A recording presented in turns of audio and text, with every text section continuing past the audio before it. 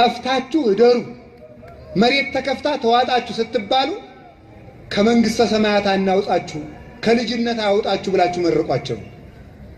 እናንተ ጥፉ ተራራው ይጫናችሁ መብረቅ ያቃጥላችሁ መሬት ተከፍታ ተዋጣችሁ ብለው ሲረግሟችሁ እናንተ ግን በአጻፋው ከመንግስተ ሰማያት አናውጣችሁ ከልጅነት አውጣችሁ ብላችሁ መርቋቸው አለ። ቀላል ነው? ከባድ ነው? ብዙ ሰዎች በስልጣናቸው ምክንያት ስልጣናቸው ውር አድርጓቸው ከሃይማኖታቸው ያፈገፈጉ ሰዎች አሉ። ገንዘብና ዓለም አይናማዎችን እውር ነው የሚያደርጉት። አሁን በዚህ ዘመን መርገሙን አልሰራችም። ይሄ ከንቱ ዓለም የተረገመ ዘመን የተረገመ ሕዝብ የተረገመ ትውልድ ሁሉ ካዲ ሆኖ ዝም ብለን እንደው መጽናኛ የሌለን ማለት ነው። ሙጥጥ ያለ ተስፋ ማለት ነው።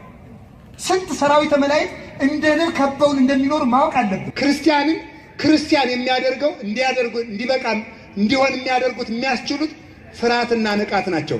ገሃነምን አስቦ ሲፈራ መንግስተ ሰማያትን አስቦ ሲነቃ ማለት ነው።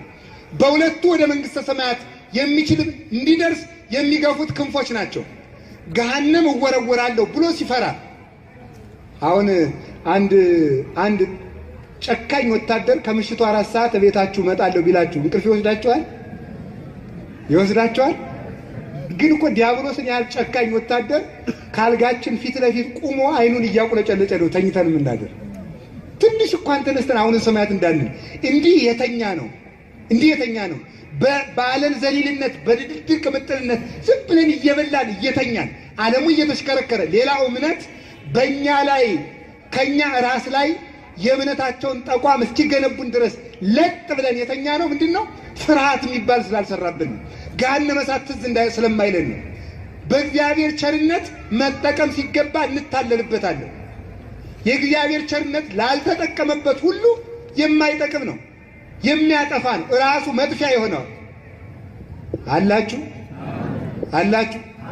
እግዚአብሔር ከሁላችን ጋር ይሁን። ስለዚህ መከራውን ንቀን ታግሰን ዓለምን መናቅ የምንችልበት ዋናው ጣዕመ መንግስተ ሰማያትን ማሰብ ነው። የሰማይ ኑሮ ማሰብ ነው። እስኪ አንድ ሐሳብ ልንገራችሁ። ሁላችሁም አንድ የምትወዱት ሀገር ምረጡ። እዚህ ሀገር ውስጥ ወሰድኳችሁ። የምትፈልጉትን ነገር ሁሉ አሟላውላችሁ። ሳምንት አስቀመጥኳችሁ። ግን የትም እንዳትንቀሳቀሱ አልኳችሁ። ይሰለቻችኋል? አይሰለቻችሁም?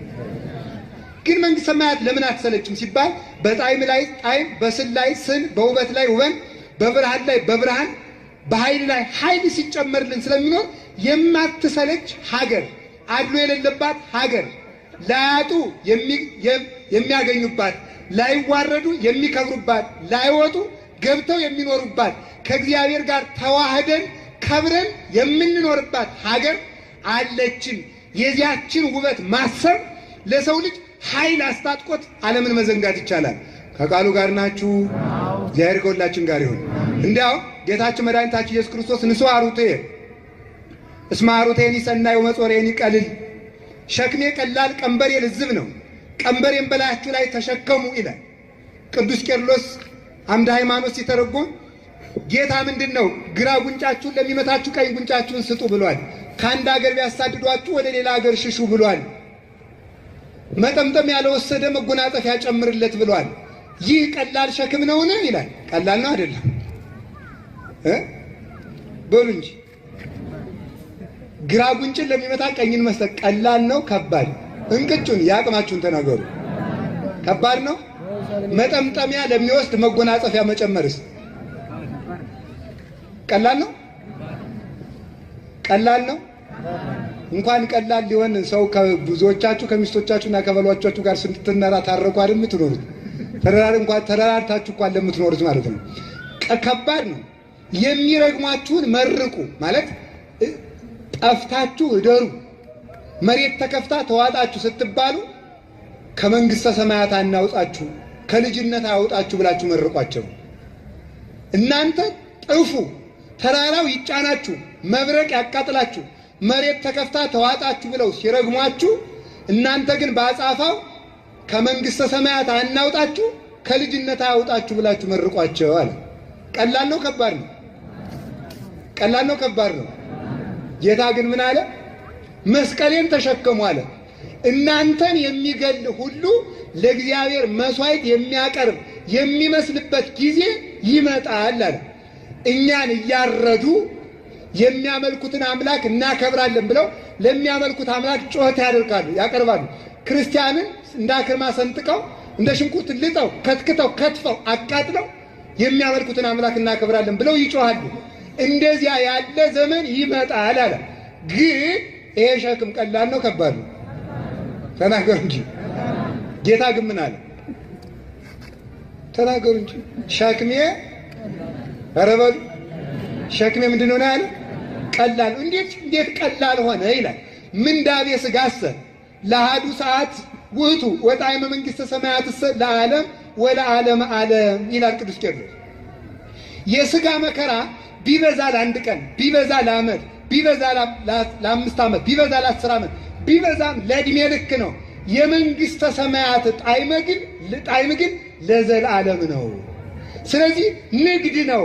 ገበሬ አረም ሲያርም በበረዶ መመታቱ በብርድ መበረዱ እንደማይጨንቀው፣ በሐሩር በፀሐይ ታግሶ ማረሱ እንደማይጨንቀው፣ ነጋዴ እሾህ እየወጋው እየተቸገረ ሐሩር እያቃጠለው ውሃጥም እያንገበገበው ረሃብ እያስቸገረው አውሬ እያስደነገጠው መነገዱ እንደማያስጨንቀው ይልቁንም ደስ ይለዋል እንጂ። ለምን?